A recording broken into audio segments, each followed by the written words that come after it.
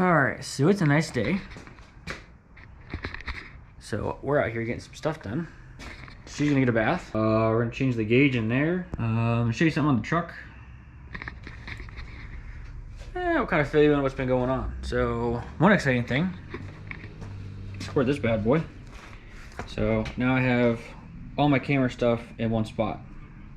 So no more carrying 2-3 bags at a time or whatever. Got the Canon and all its stuff, everything charging, you know, GoPro stands, whatever, even the gyro stuff for the Hero 4.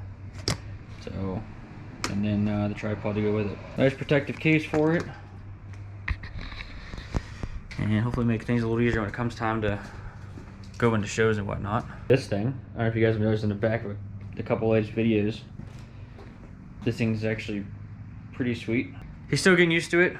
It comes with a cool little remote, so I can control it until he learns how to run it. But now, as far as the truck, so the truck got on new brakes and shocks last weekend, and I've been meaning to fix something I kind of messed up, and so that just kind of sits on top of there when it's together. So what happened is, like 6 months after I bought this thing, apparently I don't know how to drive, so I kind of backed into something. So got the chrome piece, fixed that. We can take the bumper off the truck and separate it, change that, change this, hopefully throw it back together, and then hopefully fix all this too. Kind of able to get from inside, so we'll try to bend it out as best as possible. But I mean, at this point, it's because of truck, so we'll do our best. Make sure that it's gonna rust and go from there. Oh, so then the other thing too I want to talk about. So once I figure out how this thing works, we're going to, I'm still kind of stuck because I'm not sure if I want to go there with it, or if I want to do something where it's up here and tuck it behind. I mean, it doesn't really follow any curve perfectly. I don't want to do over there, that's kind of pointless. That's kind of weird. But I don't know. I gotta figure out how to wire it first. But then, yeah, hopefully have some fun with it, because it is pretty nifty.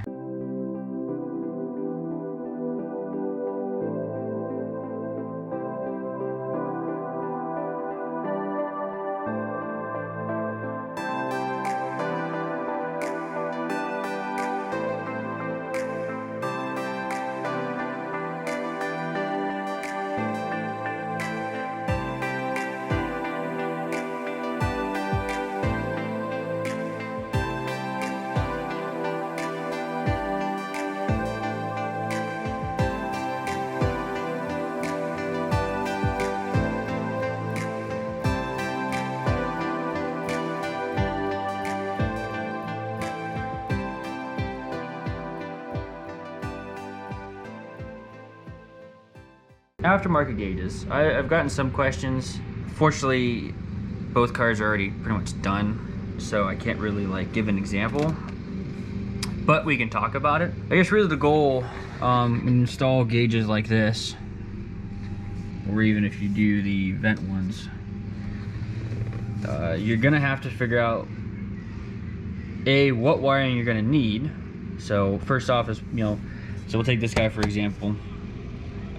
You're gonna need a ground, obviously, ignition, so that tells the gauge to come on. So when I turn the key here, so it knows to turn on.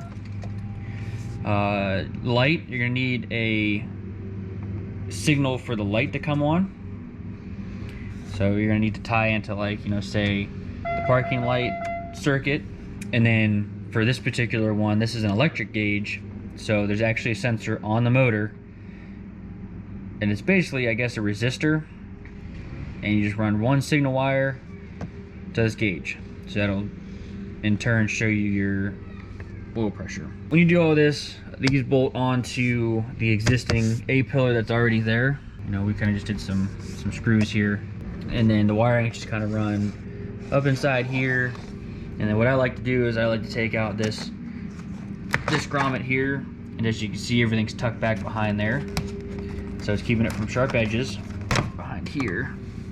So some actually come running into here. So there are 2 grounding points right here inside the fuse panel that you can use. Rest of the wire just kind of runs down and then obviously through the firewall. A good ignition wire, you know, to tell everything to turn on, is if you tap off of your windshield wiper fuse.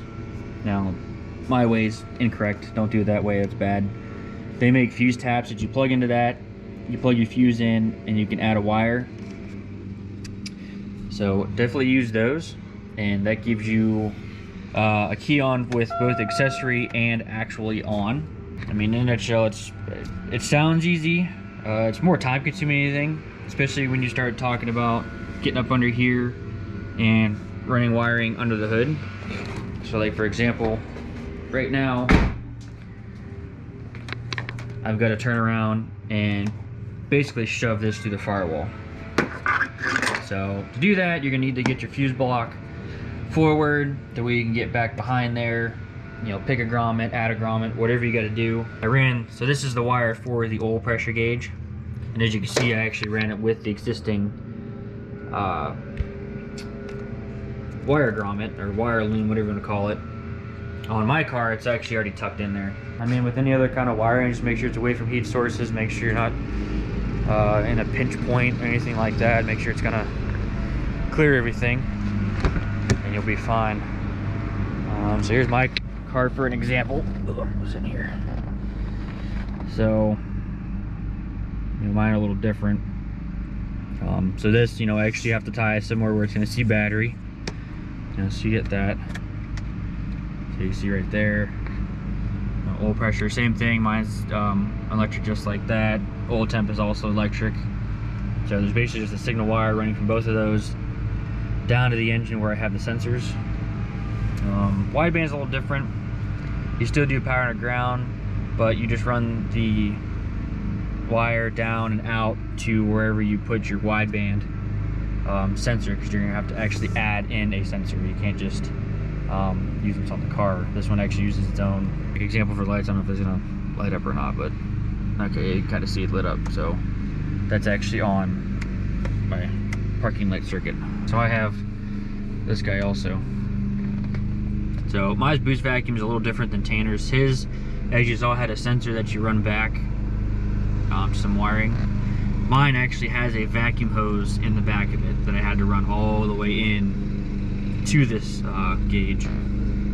But I think what I did was, since I was already here putting this guy in, on your factory radio harness, there is illumination, I guess, wire. Same thing with down here. That's kind of a bad example, but basically what lights up the, you know, the park, reverse drive, whatever. There's a wire just like that that goes into your radio to tell your radio lights to come on. You can tap off of that. That way when you turn your switch, everything comes on. So what I did with mine actually is I got a little creative. Basically made my own harness. And what I did was I got both ends of a heated O2 sensor wiring. So you got 4 wires to play with and a plug.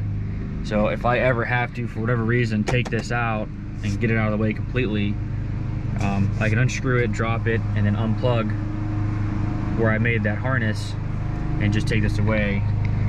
And I'll worry about cutting wires and redoing them later on. Let's get that boost gauge installed. You can see I have it out here.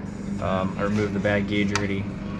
These guys run off just kind of a one harness thing because it plugs into the OBD, but you can see there's like brackets that hold these things in. It's always a good idea to use those. Keeps the gauge from jumping out at you. It's gonna be a tight fit, so you're gonna have to play with it. Oh, put it upside down. And just like that. So, I don't know if you'll be able to get that back nut in there, but we'll get at least one nut on there. As you can see, I got the wiring, and that'll go to our sensor. In the case with this gauge, it's really simple. Really simple. All I needed is a ground and a switched hot. The other two are outputs for, I'm guessing, data loggers and whatnot. Got ourselves some wire. And all I'm gonna do is just run it down like I have the other stuff, catch what I gotta get for power and ground, and then run the wiring for the sensor down and through the firewall. We now have some functioning gauges. Go from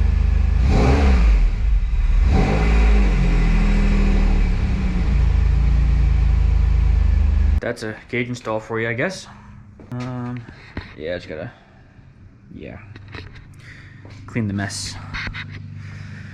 So, the next one should be us in this thing tuning. So, definitely look forward to that. But as always, thanks for watching. We'll see you on the next one.